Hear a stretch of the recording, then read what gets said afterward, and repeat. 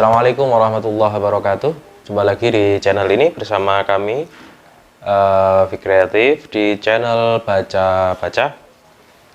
Kali ini kita akan membacakan buku berjudul Matahari Terbit di Kota Bengawan, Sejarah Awal Muhammadiyah Solo, yang ditulis oleh Dr. Muhammad Ali dan Syifaul Arifin dengan editor Muhdiat Moko. Buku ini dicetak pada bulan Januari 2015 dan diterbitkan oleh Pimpinan Daerah Muhammadiyah Solo dan dicetak oleh Percetakan Persatuan Solo.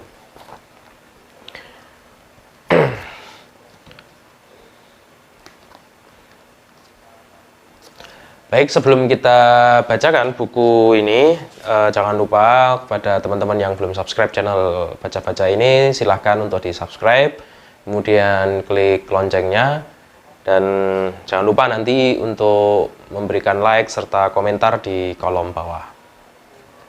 Baik, mari kita baca terlebih dahulu. Kita langsung mulai saja di bagian 1 prolog. Sebelumnya saya bacakan dulu daftar isi buku ini.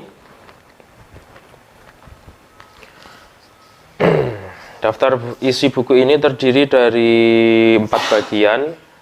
Bagian pertama prolog, bagian kedua transformasi gerakan, yang terdiri dari 4 bab. Bab 1 tentang Solo Panggung Gerakan Kesadaran Berserikat. Bab 2 tentang Sataf, konteks kelahiran SDI, kemudian bab 3 Sataf sebagai embrio Muhammadiyah di Kota Solo, bab 4 Keraton Kasunanan Solo, Tungku Pembaruan, kemudian bagian ketiga terdiri dari 4 bab. Bab 3 Pelopor Gerakan, yakni terdiri dari 4 bab. Bab pertama atau bab kelima Kiai Ahmad Dahlan, kemudian Kiai Misbah, kemudian Kiai Mohtar Bukhari, dan Kiai Sonto Hartono. Bagian 4 epilog berisi kesimpulan, pelajaran hidup, dan saran. Kita mulai pada bagian pertama terlebih dahulu, prolog. Latar belakang gerakan. Permulaan abad ke-20 disebut-sebut sebagai abad nasionalisme, terutama bagi bangsa-bangsa di Asia dan Afrika. Dinamakan abad nasionalisme karena munculnya kesadaran baru bangsa-bangsa di Asia dan Afrika untuk bisa mengelola bangsanya secara mandiri. Mereka ingin melepaskan diri dari belenggu penjajahan. Telah berpuluh-puluh tahun, bahkan berabad-abad mereka hidup dalam cengkraman penjajah. Salah satu bangsa yang menggelorkan api nasionalisme adalah bangsa Indonesia. Bersamaan dengan kemunculan jiwa nasionalisme, benih-benih gerakan Islam muncul menampakkan gelombang pasang. Api pembaharuan Islam yang diletupkan Jamaluddin Al-Afghani dan Muhammad Abduh di Timur Tengah pada awal abad telah matang dan menyebar ke seluruh penjuru dunia Islam, tidak terkecuali di wilayah Indonesia dan termasuk umat Islam Indonesia. Karakteristik pembaharuan Islam Indonesia ditandai dengan bertumbuhnya organisasi-organisasi keagamaan yang dikelola secara modern. Organisasi Islam yang lahir dari rahim kaum pribumi dibuka dengan kemunculan Sarekat Dagang Islam atau SDI yang didirikan oleh Haji Samanhudi pada tahun 1911.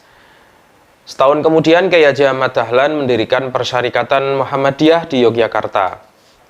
Kemunculan 2 organisasi yang menjadi pionir gerakan Islam dan gerakan sosial politik di tanah Jawa memunculkan spekulasi bahwa kerajaan turut bertanggung jawab atas lahirnya organisasi keagamaan tersebut. Postur 2 kerajaan Jawa memang unik. Satu sisi ia merupakan kelanjutan dari mata rantai raja-raja Mataram kuno yang bercorak Hindu-Buddha. Di sisi lain ia berusaha mengakomodasi aspirasi umat Islam, agama yang dianut oleh sebagian besar penduduknya, dengan jalan mendirikan birokrasi khusus yang mengurusi masalah-masalah keislaman. Begitu pentingnya birokrasi ini sehingga pegawainya ditempatkan khusus di dekat masjid besar. Kemudian dikenal dengan Kampung Kauman. Kauman berarti tempat tinggal para kaum pejabat keagamaan. Dalam perkembangannya, di samping menjalankan tugas keagamaan, para pejabat keagamaan ini yang disebut penghulu atau pengulu mengembangkan usaha perdagangan batik. Perdagangan batik menjadi identik dengan saudagar santri. Disinilah kemudian terjadi titik singgung dunia perdagangan dengan dunia keislaman. Saudagar santri. Saudagar santri ini memiliki jejaring antar kota, bahkan antar pulau. Dengan demikian, pergaulan mereka bertambah luas. Dalam perjumpaan mereka tidak hanya mengurusi masalah perdagangan, namun juga berupaya mengembangkan dakwah agama Islam. Perluasan perdagangan pada urutannya senapas dengan perluasan wilayah dakwah kaum santri. Komunitas saudagar santri inilah yang menjadi ibu kandung yang melahirkan pembaharuan Islam, yang termanifestasi dalam bentuk pendirian organisasi-organisasi Islam modern seperti SDI ataupun Muhammadiyah. Pertumbuhan sekolah barat yang disurut politik etis kolonialisme Belanda dan perluasan gerakan misi dan zending juga menjadi perangsang yang mempercepat lahirnya gerakan modernisme Islam. Meskipun Solo merupakan panggung gerakan Islam dan sosial yang sangat penting, namun dalam perbincangan gerakan modern Islam cenderung diabaikan. Pengabaian ini membuat teka-teki pertumbuhan Muhammadiyah yang begitu pesat di tepi Sungai Bengawan ini sulit dijawab. Penelusuran dan pengungkapan prelude atau menjelang kemunculan Muhammadiyah Solo menjadi kunci untuk menjawab teka-teki ini. Urgensi sejarah. Majalah Suara Muhammadiyah nomor 20/61 Oktober 1981 memuat surat pembaca di rubrik opini saya yang ditulis M. Jamhuri AS asal Jember, Jawa Timur, berjudul Perlu Menyusun Buku Sejarah Muhammadiyah. Meski telah ditulis 35 tahun silam, namun gagasan untuk menyusun buku sejarah Muhammadiyah masih tetap aktual. Mengapa sejarah Muhammadiyah perlu ditulis? Untuk menjawab pertanyaan ini, berikut kami cuplik sebagian isi surat pembaca tersebut. Suatu peristiwa dan kejadian yang baik tak akan terkenangkan oleh manusia di masa berikutnya apabila peristiwa dan kejadian itu tak tercatat dengan baik. Begitu pula peristiwa dan kejadian berdirinya Muhammadiyah dengan segala aspeknya tak akan terkenangkan di benak hati generasinya apabila peristiwa dan kejadiannya tak tercatat dengan baik. Dalam hubungannya dengan masalah ini, maka sejarah khusus Muhammadiyah memegang peranan penting dalam rangka untuk mengenangkan dan menanamkan citranya di benak hati generasinya. Sebab generasinya akan mengetahui lewat sejarahnya, sehingga dengannya mereka menyadari dan merasapi betapa bagus perjuangan generasi terdahulu dalam merintis amal usahanya. Dan akhirnya diharapkan mereka bersikap baik untuk melangsungkan dan mengembangkan cita-citanya. Cuplikan tersebut menandaskan betapa pentingnya penulisan sejarah Muhammadiyah sebagai mata rantai yang menyambungkan gagasan dan perjuangan para pendahulu atau perintis dengan generasi saat ini dan keberlangsungan perjuangan itu pada generasi yang lebih kemudian. Mu'in Umar, penekun historiografi Islam Indonesia asal UIN Sunan Kalijaga, mengingatkan bahwa semakin baik perlengkapan kita meneropong jauh ke belakang atau masa lalu, maka semakin baik pula potensi kita untuk membuat perspektif jangka panjang. Singkatnya, kesadaran dan pengetahuan sejarah sangat penting untuk memahami masa kini secara utuh dan menatap masa depan secara visioner. Sejarawan UGM yang aktivis Muhammadiyah, Kunto Wijoyo, menyebut dua kegunaan sejarah yaitu intrinsik dan ekstrinsik. Secara intrinsik, setidaknya ada 4 kegunaan sejarah, yaitu sejarah sebagai ilmu, sejarah sebagai cara mengetahui masa lalu, sejarah sebagai pernyataan pendapat, dan sejarah sebagai profesi. Sedangkan secara ekstrinsik atau secara instrumental, sejarah berguna sebagai alat pendidikan, mulai dari pendidikan moral, penalaran, politik, kebijakan, perubahan, masa depan, keindahan, ilmu bantu, dan latar belakang. Bertolak dari alur penjelasan tersebut dapat diketahui bahwa sejarah sebagai cara untuk mengetahui masa lalu sangat penting dalam kehidupan manusia. Sebab di antara makhluk Tuhan di bumi ini, hanya manusia yang memiliki kesadaran waktu, baik masa lalu, masa kini, maupun masa depan. Singkatnya, manusia adalah makhluk sejarah dan menyejarah. Kerbau, gajah, maupun sapi, meskipun memiliki tubuh besar namun tidak memiliki kesadaran waktu sehingga tidak dapat membedakan masa lalu, masa kini maupun masa depan. Kesadaran waktu inilah yang memungkinkan manusia membangun peradaban dengan perangkat ilmu pengetahuan dan teknologi di atas bumi ini. Kesadaran sejarah inilah yang memungkinkan manusia menggapai kemajuan dan kesejahteraan. Fokus pembahasan sejarah adalah masyarakat dan perubahannya. Pemantik dan akar dari perubahan masyarakat adalah perjuangan manusia untuk hidup dan untuk mencapai penghidupan yang lebih baik daripada yang sudah didapat. Manusia tidak pernah berhenti untuk memperbaiki dan memajukan kehidupannya, kata Muhammad Hatta. Meski setiap manusia terus berikhtiar untuk memperbaiki kehidupannya, namun secara empiris, ternyata ada bangsa-bangsa yang mengalami kemajuan dan tidak sedikit yang hidup dalam situasi keterbelakangan. Orang, organisasi, ataupun bangsa-bangsa yang mengalami kemajuan karena mereka mampu mengatasi tantangan dan keterbatasan yang ada padanya. Sebaliknya, mereka yang terbelakang karena terkurung dalam belitan masalah dan tidak mampu keluar dari batasan-batasan yang melekat padanya. Muhammadiyah yang didirikan Kiai Haji Ahmad Dahlan pada tanggal 18 November 1912 di Yogyakarta ditujukan untuk memperbaiki dan memajukan kehidupan. Muhammadiyah adalah kisah sukses eksperimentasi perbaikan kehidupan. Berawal dari pemikiran besar visioner seorang anak muda kampung Kauman Yogyakarta, kemudian secara bertahap tapi pasti menjadi gerakan mondial dan menyebar ke seluruh pelosok Indonesia. Kota Solo adalah salah satu wilayah yang sejak dini bersentuhan dengan pemikiran pembaharuan Kiai Haji Ahmad Dahlan dan gerakan Muhammadiyah. Oleh karena itu, tak aneh bila gerakan Muhammadiyah telah menancapkan sayap dakwah dengan sangat kuat di kota Bengawan ini. Sejarah Muhammadiyah Solo. Sejarah panjang persentuhan tokoh-tokoh Islam di kota Bengawan dengan Muhammadiyah bermula pada tahun 1916. Saat Kiai Haji Ahmad Dahlan untuk pertama kalinya mengisi pengajian atau tabligh akbar yang dipelopori oleh Haji Muhammad Misbah, tokoh yang dikenal sebagai tokoh komunis. Setelah mendengar penjelasan pemikiran pembaharuan Islam yang ditawarkan Kiai Haji Ahmad Dahlan, dalam tabligh akbar itu, tak sedikit tokoh Islam Solo yang tertarik dan berminat untuk mendirikan Muhammadiyah di kota Solo. Hanya saja, hal itu terganjal pada aturan hukum yang membatasi ruang gerak Muhammadiyah sebatas residensi Yogyakarta. Maka untuk menyiasatinya dibentuklah sebuah organisasi bernama SATEF yang dipimpin oleh Haji Muhammad Misbah. SATEF merupakan akronim dari Sidik Amanah Tabligh Fatonah. Fatonah pakai huruf V. Pada awal berdiri SATEF merupakan kelompok pengajian atau kursus Islam, di mana setiap Sabtu malam atau malam Ahad Kiai Haji Ahmad Dahlan datang dan mengajar ke Solo, bertempat di rumah Kiai Haji Mokhtar Bukhari. Terkadang jalannya pengajian yang bersifat dialogis itu berlangsung seru, maka bisa berlangsung hingga dini hari sehingga Kiai Haji Ahmad Dahlan baru pagi harinya pulang ke Yogyakarta. Pada suatu pagi selepas pengajian SATEF, Kiai Haji Ahmad Dahlan melihat anak-anak pandu berseragam tengah melangsungkan kegiatan berupa baris berbaris di halaman depan Mangkunegaran. Pemandangan ini menginspirasinya untuk mendirikan Pandu Muhammadiyah yang kemudian dikenal atau bernama Hizbul Waton pada tahun 1918.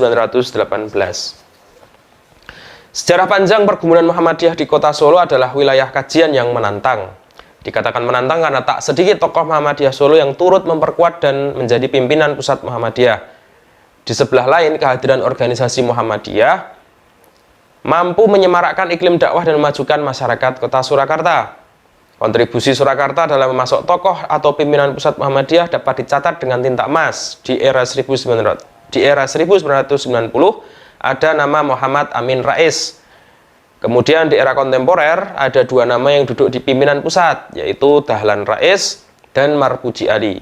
Di masa lalu ada nama Kiai Haji Hadisiswoyo dan Mulyadi Joyo Martono. Kehadiran Muhammadiyah dengan seluruh gerak amal usahanya telah tumbuh sejak awal-awal berdirinya. Deliar Nur mencatat bahwa pada Kongres tahun 1929, Muhammadiyah dilaporkan bahwa cabang Solo telah berhasil mendirikan klinik mata yang merupakan embrio berdirinya rumah sakit PKU bersamaan dengan Muhammadiyah Malang. Namun, menurut Mas Dimyati, sesepuh Muhammadiyah Solo, klinik mata telah berdiri sejak tahun 1927. Dalam berita tahunan Muhammadiyah Hindia Timur cabang Solo tahun 1930 disebutkan bahwa klinik itu dikepalai oleh Paduka Tuan Dr. Suratman Erwin, spesialis mata, dibantu 2 mantri lulusan diploma. Sayangnya, berita tahunan itu tidak disebut kapan klinik itu berdiri. Berdasarkan data-data tersebut, lebih aman dan jauh mendekati kebenaran bila tahun berdirinya ditetapkan tahun 1928.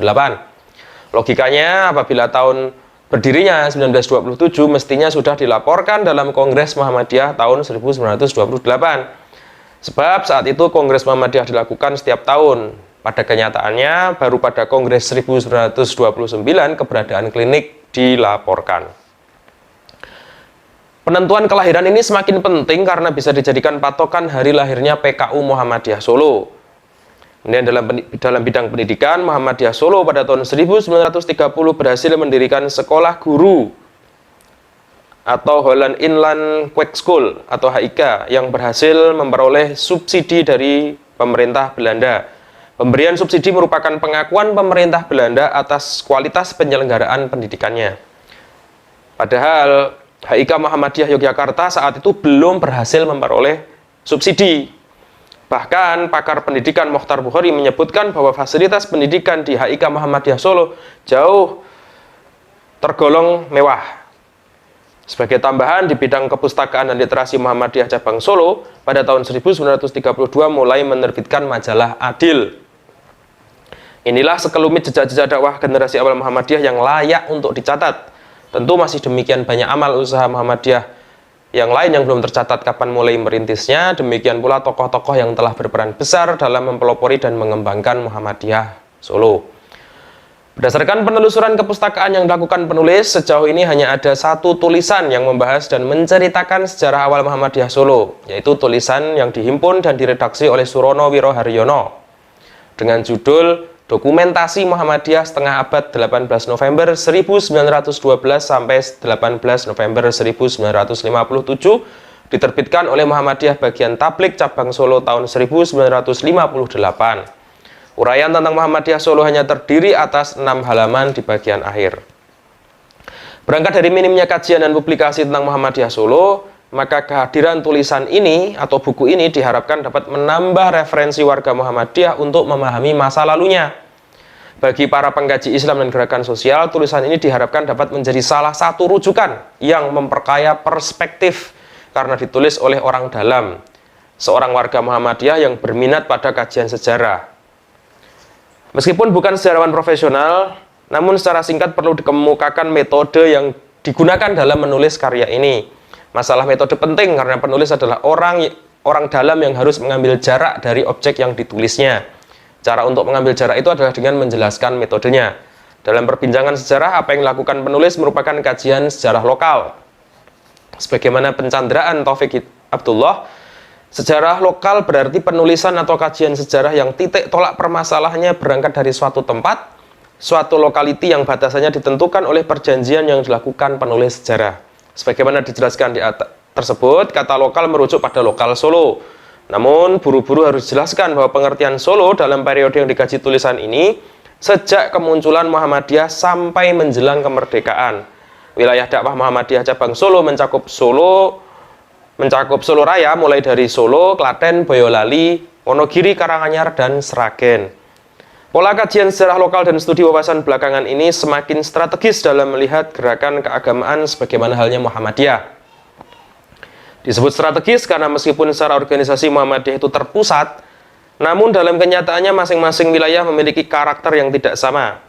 Keragaman corak gerakan Muhammadiyah pada urutannya dapat memperkaya strategi dakwah persyarikatan Muhammadiyah. Konon, Muhammadiyah Minangkabau lebih purikatif dan lebih politis dibandingkan Muhammadiyah Yogyakarta yang lebih dalam tanda kutip sekuler dan kultural.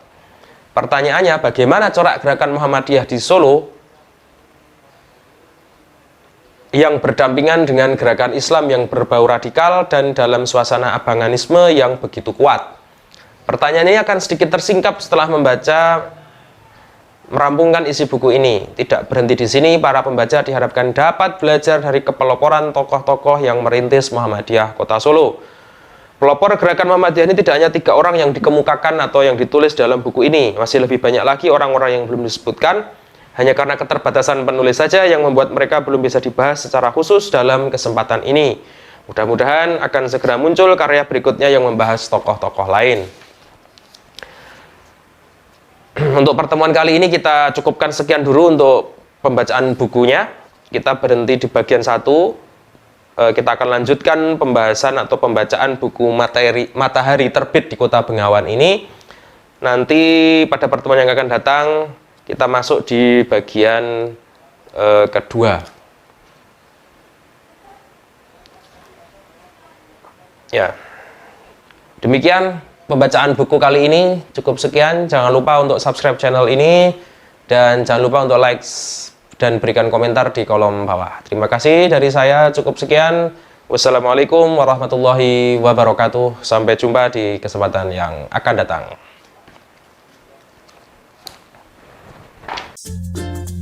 Stay tune di channel ini dan jangan lupa subscribe serta nyalakan loncengnya.